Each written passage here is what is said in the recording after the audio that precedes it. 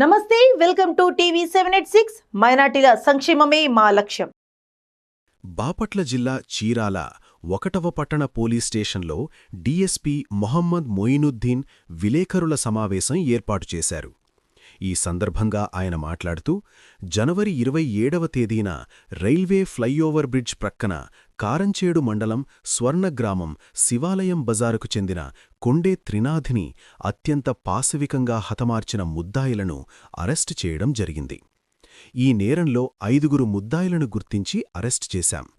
ఈ హత్యకు ప్రధాన కారణం హతునితో ఒక మహిళ అక్రమ సంబంధం ఉండటమే అని మా విచారణలో తేలింది.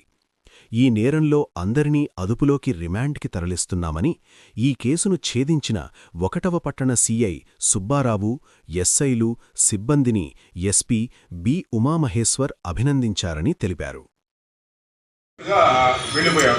తర్వాత ఈ విషయం మనకి ఇన్ఫర్మేషన్తో మనం ఈ కేసుని వర్కౌట్ చేయడం జరిగింది. వాళ్ళందరినీ కూడా మనం ఈరోజు అరెస్టు చేయడం జరిగింది.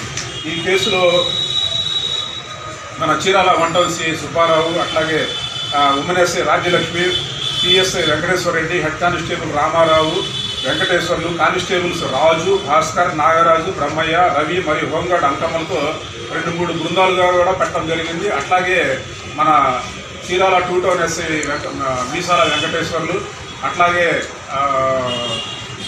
ఇంకొల్లు ఎస్ఐ గారు, తర్వాత వాళ్ళందరినీ కూడా టీములుగా ఏర్పడి ఎంతో శ్రద్ధగా దర్యాప్తు చేస్తే కానీ ఈ కేసు అనేది ఒక కొలిక్కి రాలేదు. వాళ్ళందరినీ ఎస్పీ గారు అభినందించి వాళ్ళందరికీ రివార్డులు ప్రకటించడం జరిగింది.